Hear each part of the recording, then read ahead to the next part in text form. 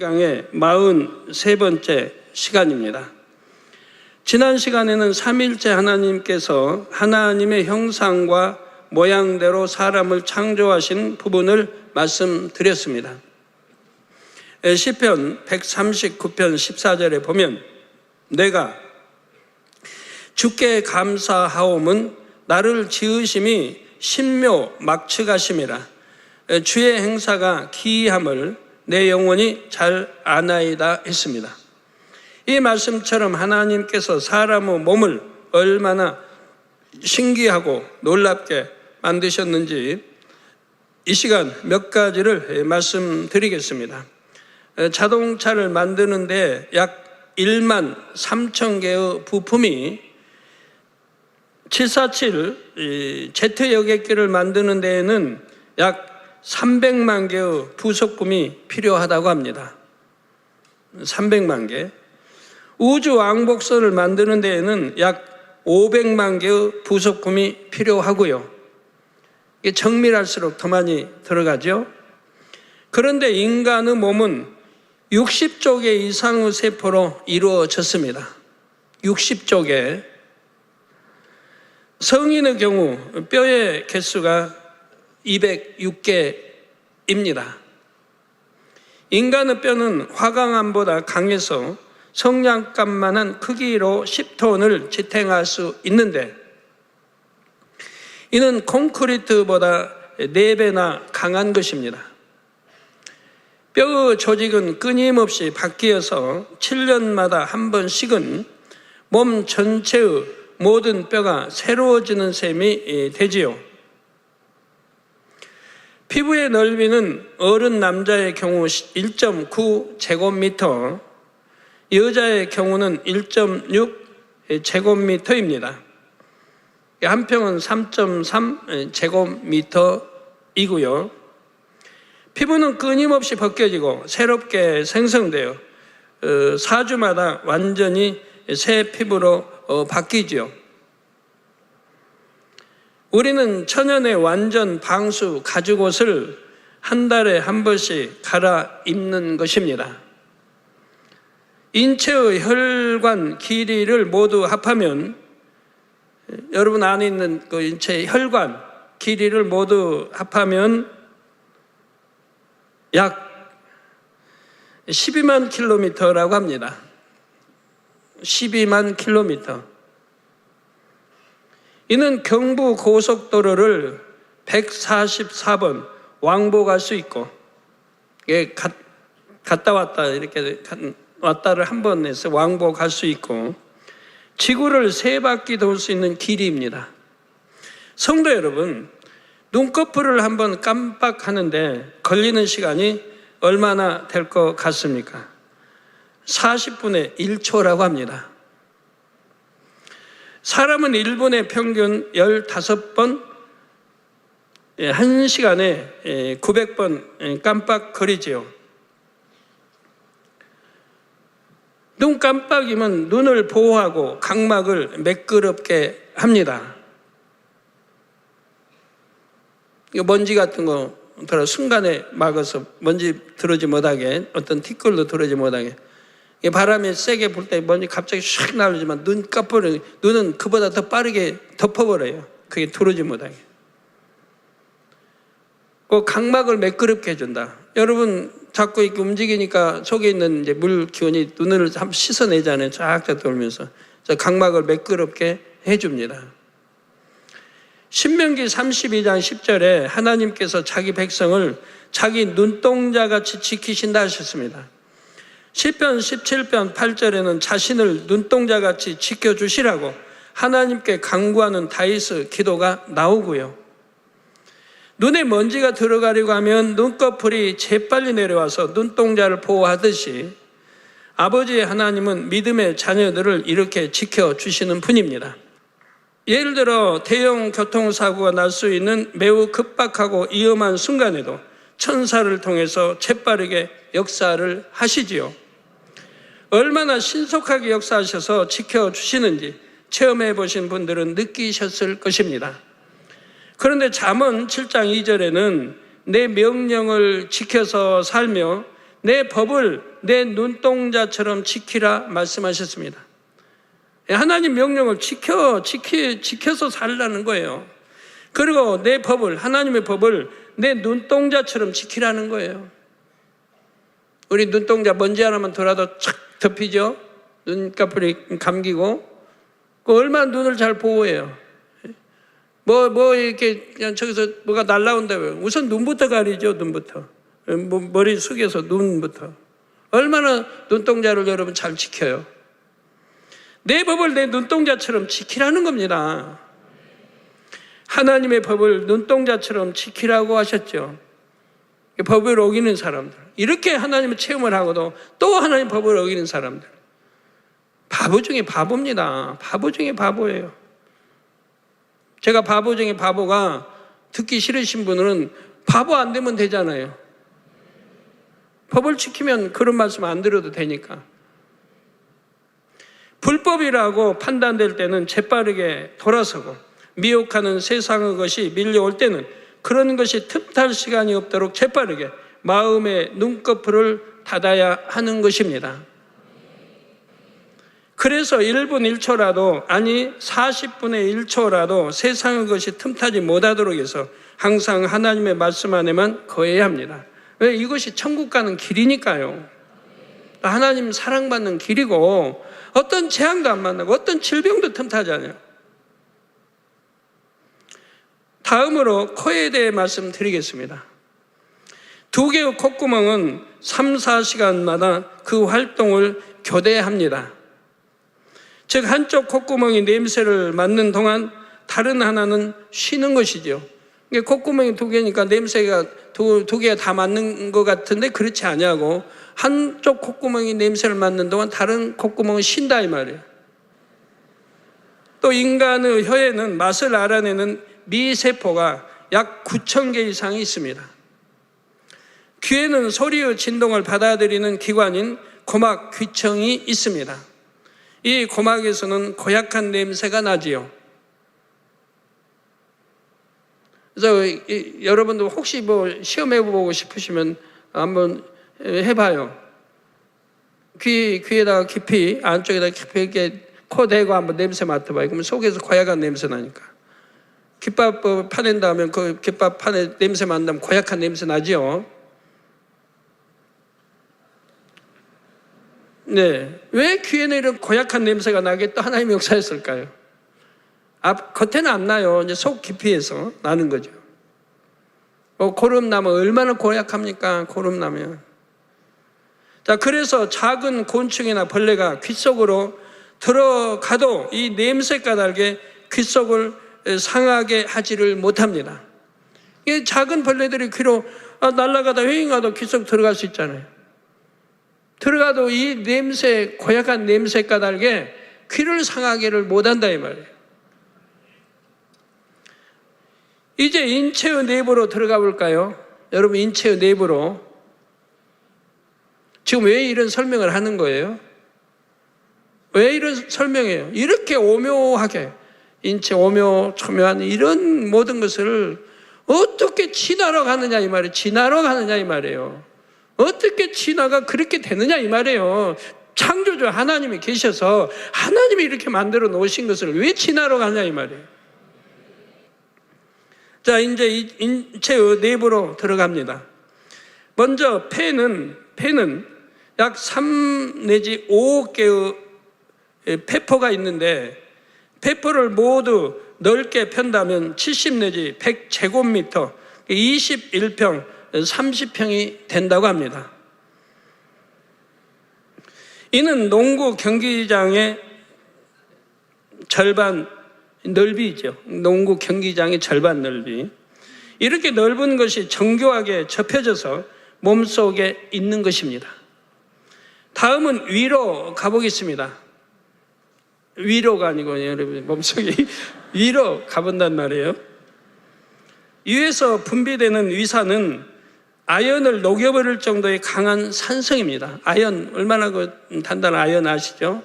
그걸 녹여버릴 수 있는 강한 산성이라 이 말입니다. 위산. 만일 사람의 위에 이 위산만 분비된다면 위벽은 금세 상하고 말지요. 이게 그렇게 녹여버릴 강한 건데 위벽을 금방 상해버릴 거 아니에요? 그런데 사람의 위에서는 점액층에 의한 점막 방어장치도 있고 알칼리성 분비물도 분비되어 위산을 중화시키므로 위벽이 녹는 것을 막아줍니다. 그러니까 이거 위산도 있어야 되니까 있게 하시고, 또 그 위산만 있으면 위가 녹아서 못 쓰죠. 그래 안 되죠. 그래서 이렇게 알칼리성 분비물 뭐 기타 이렇게 해서 그 윗벽이 녹는 것을 막아준다 이 말입니다. 그럼에도 윗벽의 세포들은 계속 새로운 세포로 대치되는데 3일마다 윗벽 전체가 새로 바뀐다고 합니다. 그래서 여러분 뭐 술 담배로 위가 뭐 그냥 새카맣게 막 또 간이고 뭐 이런 분들 딱 끊어봐봐요. 술 담배 딱 끊어버리고 그냥 한 주 두 주만 지나봐요. 그래도 얼마나 위가 새롭게 조성돼서 그만큼 깨끗해진다는 얘기예요. 그런 것 때문에 고생하는 분들 끊어버리면 그만큼 금방 회복이 되는 거예요. 금방. 그래가지고 그만큼 좋아져요.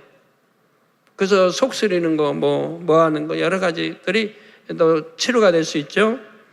그래서 3일마다 윗벽 전체가 새로 바뀐다고 합니다. 다음으로 심장으로 가보면 1분 동안 심장을 통과하는 피의 양은 약 4.7리터 정도라고 합니다.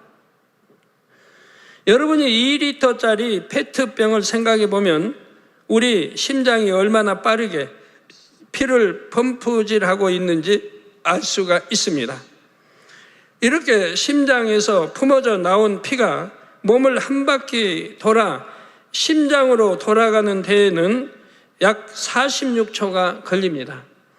그러니까 심장에서 품어져 나온 피가 이제 하면서 품어져 나와서 이제 혈관을 통해 가지 않겠습니까? 이게 몸을 한 바퀴 돌아서 심장으로 돌아가는 데는 약 46초가 걸린다 이 말이에요. 1분도 안 걸려요. 심장에 나와가지고 몸을 돌아서 발끝 돌아서 머리 돌아서 들어가는데, 사람이 가진 피의 양은 몸무게에 비례하지요. 체중 1kg당 피의 양은 약 80ml로 체중이 60kg라면 4.8리터의 피를 가지고 있습니다. 피의 주요 성분인 적혈구는 골수에서 몇 초마다 2만 개씩 생성이 됩니다. 피의 주요 성분인 적혈구가 이 골수에서 몇 초마다 2만 개씩 생성이 된다 이 말입니다. 참 놀라운 일이죠. 소화 경로를 살펴보면 입에서 항문까지는 약 8.5m입니다. 사람마다 다르죠. 뭐 키가 큰 사람은 더 길 거고 키가 짧은 사람은 더 짧을 거고, 그 중에서 대장은 약 1.5m이고 소장이 6m로 가장 깁니다. 여러분 배 안에 있는 대장이 1.5m, 소장 6m, 약 7.5m의 창자의 길이가 그렇게 또 몸 안에 있는 거예요. 7.5m. 인간의 위는 50% 이상, 간은 80%, 폐와 신장은 한 개를 떼어내도 살 수 있다고 합니다. 어떤 사람은 50% 잘라내고 다시 하나님 건너면 재생되는 경우도 있는데, 그다음 다 잘라내고 또 살긴 사는데 얼마나 불편하겠습니까? 저번에 어떻게 병원에서 다 잘랐다는 사람 오더라고, 기도해달라고. 보니까 이장 다 잘라니까 밥을 먹으면 바로 창자로 내려가는 거예요. 바로 그냥 걸릴 거 없이 그냥 목해서 내려가는 거예요. 그러니까 얼마나 빨라요, 내려가는 속도는 빠르죠. 그지만 얼마나 불편하겠어요. 이제 창자에서 또 소화를 시켜야 되는 거예요. 얼마나 불편하고 힘들겠어요. 자, 참고로 정상적인 손톱은 한 달에 약 3mm 정도가 자라는데, 3mm, 한 달에 3mm. 중지의 손톱이 가장 빨리 자라고 새끼손가락의 손톱이 가장 천천히 자랍니다. 인체의 신비를 얘기하자면 이 밖에도 굉장히 많지요. 하나님께서는 사람을 지으실 때 이처럼 신묘막측하게 만드셨다는 사실입니다. 사랑하는 성도 여러분, 하나님께서는 사람을 이렇게 만드시고 본문 26절 후반절에 그로 바다의 고기와 공중의 새와 육축과 온 땅과 땅에 기는 모든 것을 다스리게 하자고 하셨습니다. 삼일째 하나님께서는 사람을 만드시고 그로 하여금 고기, 새, 육축 등 동물들과 온 땅을 다스리게 하자고 하셨지요. 여기서 온 땅이란 첫째 하늘에 속한 지구와 함께 둘째 하늘에 속한 에덴 동산도 포함이 됩니다. 아담은 이 땅에서 흙으로 만들어졌지만 생기가 불어 넣어지자 생명이 되었지요. 지구에 있는 식물이나 동물과 같은 육의 차원이 아니라 영의 차원에 속한 존재가 된 것입니다. 생명이니까. 공간을 기준으로 차원을 분류하면 첫째 하늘은 1차원이요. 둘째 하늘은 2차원이지요. 그리고 그 차원의 존재가 저 차원의 존재를 다스릴 수 있는 것이 영계의 법칙입니다. 이게 그 차원이 저 차원을 다스립니다. 그러니까 4차원은 하나님이 원래 계시는 것. 그러니까 하나님이 모든 걸 다스리시는 거예요. 그 다음에 이제 3차원, 그 다음에 2차원이 1차원을 다스려요. 3차원은 2차원, 1차원을 다스리고 4차원은 3차원, 2차원, 1차원을 다스리고 1차원은 다스릴 게 없는 밑에가 없으니까. 영계의 법칙입니다. 하나님께서는 첫사람 아담을 1차원에 속한 흙으로 지으셨으되 생기를 불어 넣으심으로 2차원에 속한 생명이 되게 하셨습니다. 생명인 아담은 2차원에 속한 존재였기에 2차원인 에덴 동산뿐만 아니라 1차원인 지구에 속한 것들도 능히 다스릴 수가 있었지요. 그래서 아담은 에덴 동산에 살았지만 지구를 자유롭게 오갈 수가 있었습니다. 이제 앞으로 나오겠습니다만 2장에는 참 재밌죠. 공룡도 나오고. 전에 여러분 창세기들은 공룡에다가 이제 추가해서 더 깊은 것까지 이제 여러분이 이해가 됐으니까 처음에는 40일 만에 공룡이 내려와서 다 해버리니까 얼떨떨할 테니까 깊이 있게 못 다뤘고 이제는 이해가 되고 충분히 그게 맞겠다는 거 이해가 됐으니까 앞으로는 공룡에 대해서 더 깊이 있게 다뤄드릴 겁니다. 창세기 2장에 가면. 첫사람 아담을 창조하신 기쁨으로 인해 얼마나 많은 복을 주셨는지가 잘 나옵니다. 하나님이 그들에게 복을 주시며 그들에게 이르시되 생육하고 번성하여 땅에 충만하라. 땅을 정복하라. 바다의 고기와 공중의 새와 땅에 움직이는 모든 생물을 다스리라 하시니라 말씀하셨습니다. 하나님께서 아담에게 주신 첫째 복은 생육하고 번성하여 땅에 충만하라는 것입니다. 아담은 하나님께서 배필로 주신 하와와 함께 에덴 동산에서 생육하고 번성하여 땅에 충만케 되었지요. 즉 많은 자녀를 낳아서 자손이 번창했다는 말입니다. 하나님께서 아담에게 주신 둘째 복은 땅을 정복하라는 것입니다. 여기서 땅은 앞서 말씀드린 것처럼 에덴 동산뿐만 아니라 지구도 포함되지요. 한 나라의 왕이 다른 나라를 정복하면 정복당한 나라의 영토는 정복한 왕의 소유가 됩니다. 따라서 하나님께서 아담에게 에덴 동산과 지구를 정복하게 했다는 것은 그 모든 것이 아담의 소유가 되게 했다는 뜻이죠. 정복하고 다스리라 하셨으니까요. 하나님께서는 아담에게 에덴 동산과 지구를 기업으로 주신 것입니다. 하나님께서 아담에게 주신 셋째 복은 바다의 고기와 공중의 새와 땅에 움직이는 모든 생물을 다스리라는 것이지요. 2장에서 다시 설명하겠지만 하나님께서는 아담이 이렇게 할 수 있도록 지혜와 능력을 주셨습니다. 다스리라고 지혜와 능력 주시지 않는다면 어떻게 다스립니까? 이게 다스릴 수 있는 지혜와 능력도 주셨다 이 말입니다. 이 지구뿐만 아니라 에덴 동산에도 물고기와 새와 육상, 동물들이 있지요. 아담은 그 모든 동물들과 교통하는 법을 알았습니다. 그렇다 하여 사람들이 말로 의사소통하듯이 아담이 동물들과 교통한 것은 아닙니다. 아담은 동물과 교감함으로써 다스려 나갔다는 사실입니다. 예를 들어 잘 길들여진 애완견은 주인의 감정 상태까지 느끼는 것을 봅니다. 주인이 기뻐하면 애완견도 기뻐하고 주인이 슬퍼하면 애완견도 시무룩해 있지요. 주인과 애완견이 어느 정도는 감정의 교감이 이루어지는 것입니다. 아담은 동물과 또렷이 교감함으로써 다스릴 수 있었다는 사실입니다. 근데 지금은 애완견 주인하고 교감이라 해봐야 그건 약간이지만 그 당시 생명인 아담과 그 당시 악이 없는 상태에서 그런 짐승의 교감은 지금과는 다르게 주인의 마음을 알 수 있고 이해할 수 있는 그런 상태의 교감이었다 이 말이에요. 그런데 하나님께서 아담에게 땅을 정복하고 모든 것을 다스리게 하신 데에는 또 다른 이유도 있습니다. 에덴 동산이 속해 있는 둘째 하늘에는 어둠의 영들이 머무는 영역도 있지요. 빛의 영역에 속한 에덴 동산과 이 어둠의 영역은 맞닿아 있습니다.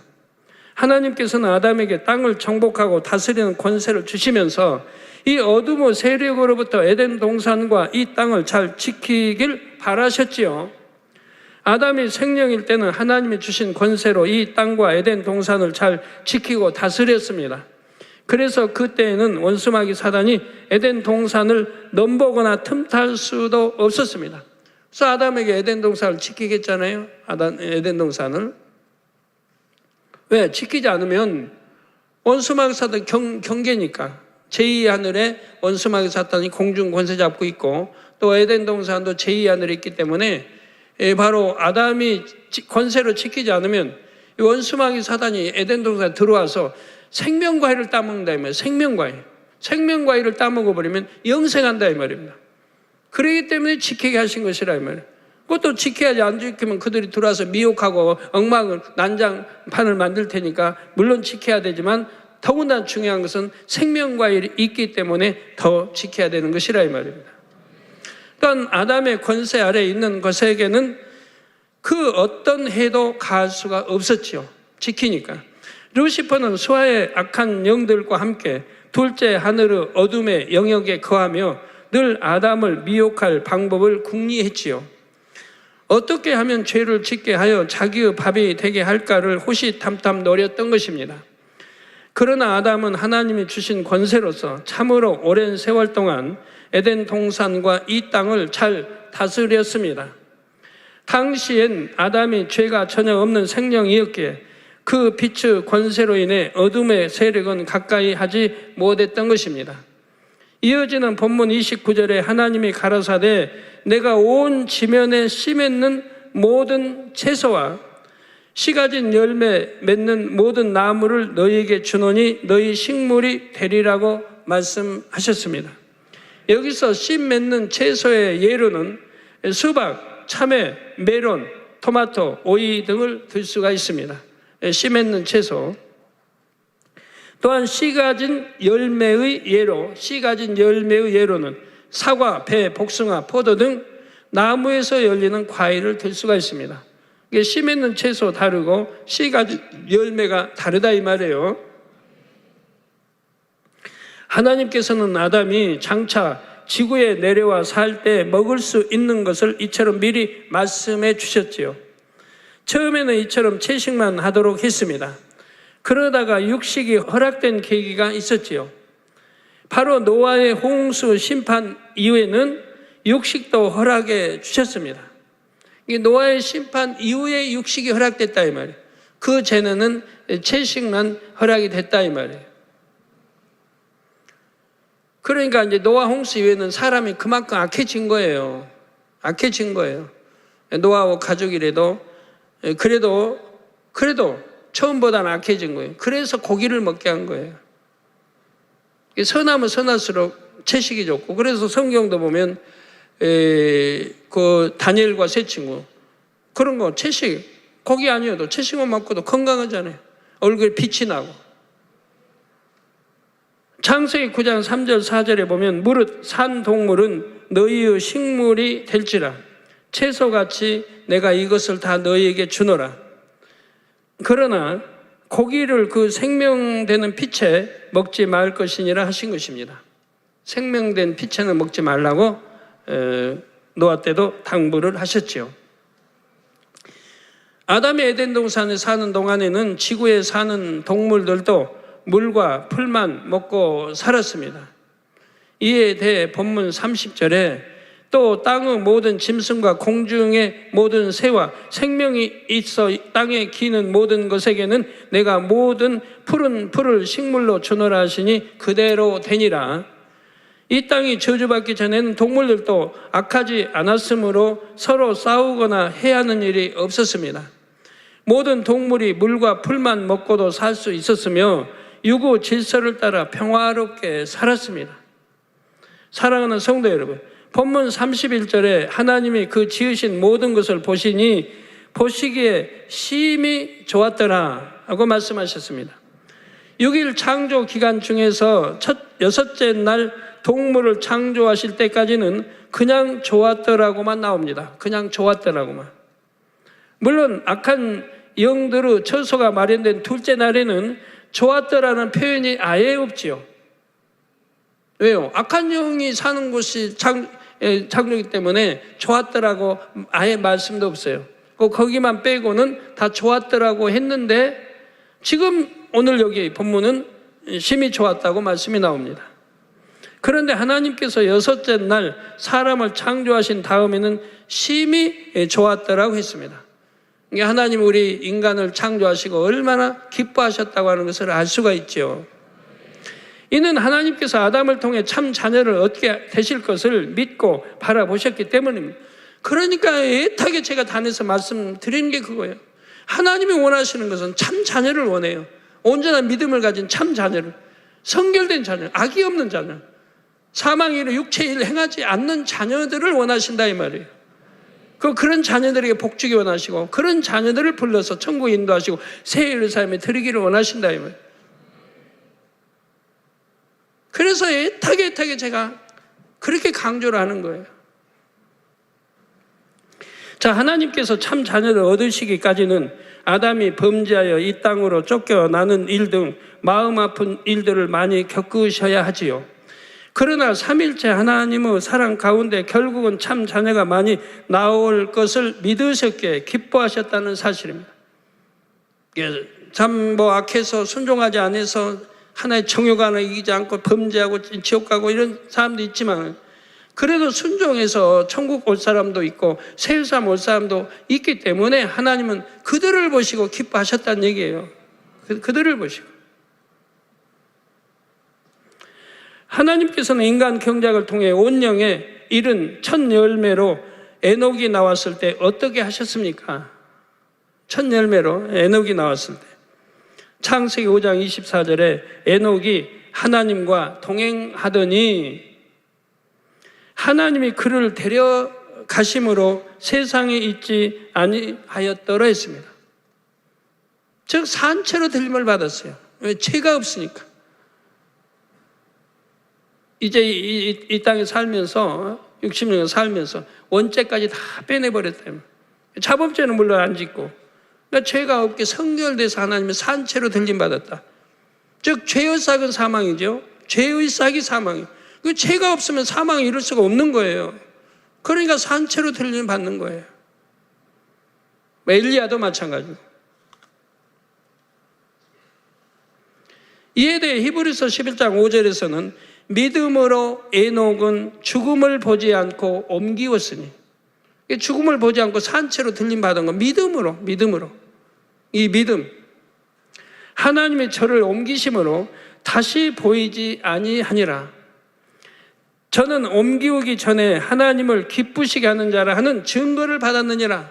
하나님을 기쁘시게 하는 자라는 증거를 받았어요. 그러니까 하나님을 기쁘시게 하는 자는 믿음의 5단계 들어가는 거 아니에요? 그래서 온영으로 이루는 믿음의 5단계는 하나님을 기쁘시게 하는 자예요. 온영으로 들어간 사람들은 기도하는 것보다 응답 착착 받고 안 될 것도 되고 될 건 더 잘 되는 또 능력까지, 권능까지 따르고.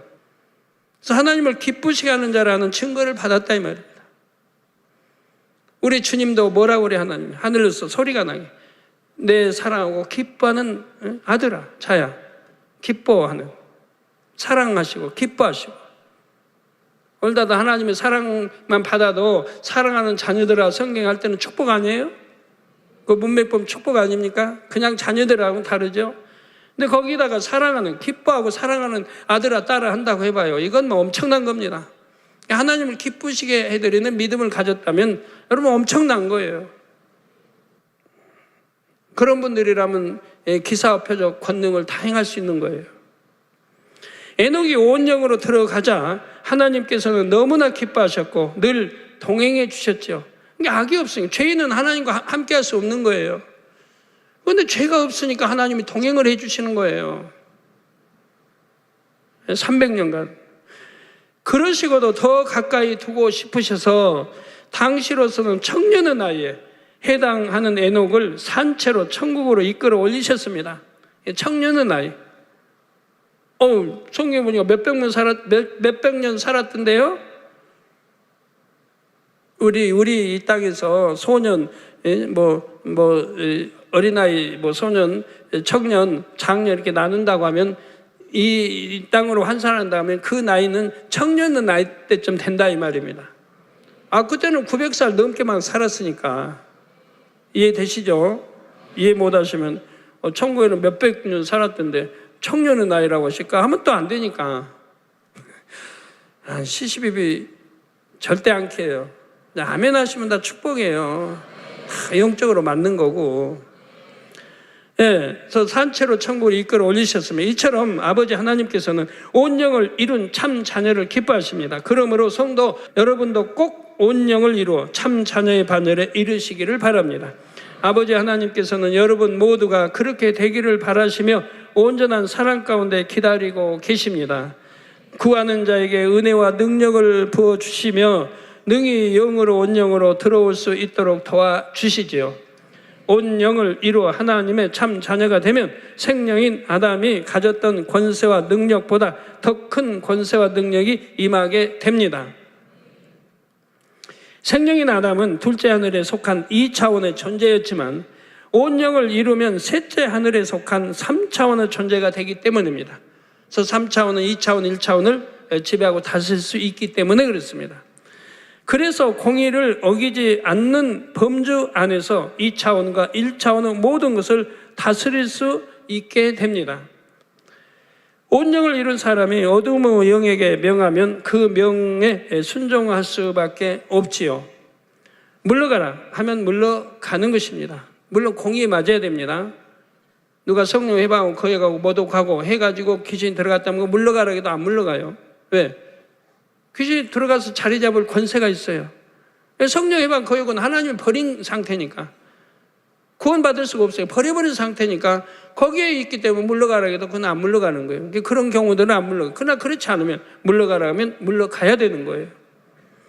예수님께서 귀신에게 나가라고 명하시면 그대로 순종하는 것을 볼 수가 있습니다. 또한 바람과 파도에게 잠잠하라 명하실 때도 그대로 순종했지요. 예수님뿐만 아니라 사도 바울, 베드로, 빌립 집사, 스데반 집사도 많은 기사와 표적을 나타냈습니다. 온 영의 마음을 이루자 육에 속한 것이나 어둠의 세력도 다스릴 수 있는 권세가 주어졌던 것입니다. 자, 성도님들도 온 영이 되시면 영적인 권세와 능력을 받을 수가 있습니다. 생명인 아담은 2차원의 존재로서 에덴 동산과 지구를 정복하고 다스렸지요. 그런데 인간 경작을 통해 1차원을 경험한 인생들이 온 영에 이르면 2차원보다 높은 3차원의 존재가 됩니다. 겉모습만 하나님의 형상을 닮은 게 아니라 마음까지 하나님을 닮은 참자녀가 나오는 것입니다. 아버지 하나님께서는 이러한 참자녀를 무수히 얻기 원하십니다. 그래서 인간 경작의 마지막이 가까울수록 성령의 불같은 권능을 나타내 주시지요. 모든 사람에게 심어주신 생명의 씨는 성령의 역사로만 깨어날 수 있기 때문입니다. 또한 생명의 씨가 깨어난 영혼은 성결의 복음을 공급받을 때 영적으로 가장 잘 성장할 수가 있습니다. 성결의 복음은 마음밭을 옥토로 개간시키는 말씀이기 때문입니다. 마음밭을 개간하여 옥토가 된 만큼 영적인 땅을 정복한 것과 같습니다. 옥토로 일구지 못한 마음이 있는 만큼은 자기 마음도 자신이 정복하지 못한 것입니다. 그래서 자기 마음인데도 자기 스스로 다스리지 못하지요. 그런 만큼 원수 마귀 사단의 사주를 받고 그들의 주관에 따라 움직이게 됩니다. 이게 원수 마귀 사주 받고 주관에 따라 움직이는 분들 말입니다. 저건 분명하면 안 되는데 하고, 이런 마음이 내 마음에 있으면 안 되는데, 내 생각 속에 있으면 안 되는데 자꾸 하고 주관을 받는단 말이에요. 생각지도 말아야 할 거 생각하고 상상하고. 하나님께서는 아담에게 땅을 정복하라 하셨고 모든 것을 다스리라 하셨습니다. 이 말씀에는 깊은 영적인 뜻이 담겨 있습니다. 땅은 흙으로 지어진 사람의 마음이지요. 첫사람 아담은 생명일 때는 모든 땅을 정복했고 다스렸습니다. 그 당시에는 마음이 영 자체였기에 마음과 영을 구분할 필요도 없었지요. 구약의 창세기는 마음이란 말이 안 나와요. 영 자체, 생명, 영 자체예요. 마음이 다 영으로 채워진 생명 자체인 거예요. 그런데 죄를 범함으로 자기 마음을 원수 마귀 사단에게 내어주게 되었습니다. 영적인 땅을 원수 마귀 사단에게 빼앗긴 것입니다. 그 결과 에덴 동산은 소유권을 박탈당하고 이 땅으로 쫓겨나게 되었습니다. 그래서 원수 마귀 사단이 우리 주님을 세 차례 시험하실 때도 그런 말 쓰지 않습니까? 내게 넘겨준 것이므로, 자기 그런 권한을 넘겨줬다 이 말. 넘겨준 것이므로 내가 너희가 주님께, 예수님께 줄 수 있다고 말하는 거예요. 그런 권세를 넘겨줬다. 즉 아담에게 하나님이 지배하고 다스리고 정복하고 권세를 줬는데 아담이 불순종함으로 원수 마귀 종이 되니까 거기에 넘겨줘 버렸다 이 말이에요. 땅을 지금 내어줬다 이 말이에요. 지배하고 다스릴 권한을 그 원수 마귀 줘버린 거라 이 말입니다. 순종함으로 인해. 그래서 에덴 동산 소유권을 박탈당하고 이 땅으로 쫓겨나게 되었습니다. 이 땅도 예전처럼 다스릴 수 없었고 힘들어 일을 해야 소산을 먹을 수가 있었지요. 또한 이 땅을 다스리던 아담이 그렇게 되자 이 땅에 속한 것들도 원수 마귀 사단의 영향을 받게 되었습니다. 이렇게 된 원인은 아담이 영적인 땅인 자기 마음을 정복하지 못하게 되었기 때문입니다. 이를 역으로 생각하면 누구라도 영적인 땅인 자기 마음을 정복한다면 아담이 가졌던 권세와 능력을 회복할 수가 있습니다. 내가 얼마큼 내 마음을 정복하냐, 영으로.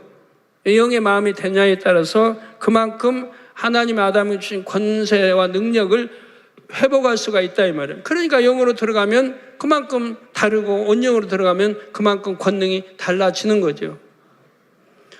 온영을 이루면 3차원의 존재가 되기에 아담보다 더 큰 권세와 능력을 받게 됩니다. 그러므로 영적인 땅은 자기 마음을 정복하는 것이 매우 중요한 것입니다. 잠언 4장 23절에도 무릇 지킬 만한 것보다 더욱 내 마음을 지키라. 내 마음을 지키라. 생명의 근원이 이에서 남이니라. 내 마음을 지키라. 생명의 근원이 이에서 난다. 내 마음 지키지 못하면 생명을 얻지 못한다 이 말이에요. 영생 못 간다 이면 영생. 내 마음을 지키지 못하면 성령이 내 마음을 성전 삼고 계신데 성전을 더럽히면 구원받지 못한다고 성경은 분명히 되어 있지 않습니까? 성전을 더럽히면 성령이 안에 계시기 때문에 성전이라 이 말입니다. 내 마음이 성전. 그래서 내가 성전 삼고 있네. 이 마음을 더럽히면 돼요. 그러니까 내 마음을 지키려야 된다. 그래야 생명의 근원이 이 마음에서 나오기 때문에 지키라는 거예요. 그런데 마음에 육의 속성이 남아있는 한은 온전히 마음을 정복했다고 할 수가 없습니다. 육의 속성은 아주 조금만 있다 해도 마음이 변개하고 변질되게 하기 때문입니다. 이런 사실을 안다면 신속히 육을 벗고 영의 마음이 되어야 하겠지요. 마음밭에서 영적인 도리라 할 수 있는 세상 사랑하는 마음은 온전히 골라내야 합니다. 영적인 가시떨기도 뿌리까지 뽑아내야 하고요. 곧 세상의 염려와 재리의 유혹으로 인해 육신의 생각으로 작용하여 하나님의 말씀에 불순종하게 하는 모든 비진리를 벗어내야 하는 것입니다. 그리고 성령의 열매를 주렁주렁 맺음으로 영의 마음, 온영의 마음이 되어야 합니다. 그러면 아담의 차원보다 높은 3차원의 존재가 되어 공의 가운데 모든 것을 정복하고 다스릴 수 있게 됩니다. 내 마음을 지배하고 다스리죠. 그럼 내 생각도 지배하고 다스리죠. 그러면 누구에게 순종한다고 그랬어요? 성령의 소욕에, 성령의 순종만 하게 된다. 성령이. 또 그리스도. 진리가 내 안에 있고 내가 그러니까 주님이 내 안에, 내가 주님 안에 하나라 이 말이에요. 그리고 성령이 내 마음을 다 주관하시기 때문에 아니 될 것도 되게 인도하시고 될 건 더 잘 되게 해주시고, 왜? 성령은 하나님의 깊은 것까지 통달하기 때문에 하나님 뜻을 쫓아서 우리를 인도하신다 이 말이에요. 그러니까 앞에 아무리 낭떠러지가 있다 해도, 모르고 간다 해도 성령은 아시고 하나님은 아시기 때문에 낭떠러지 피해서 가게 하신다 이 말이에요. 그래서 모든 것을 정보와 다스릴 수가 있게 되는 겁니다. 우리 많은 성도님들이 꼭 이런 차원에 이르러 먹으나 마시나 무엇을 하든지 아버지 하나님께 영광 돌리시기를 주님의 이름으로 축원합니다.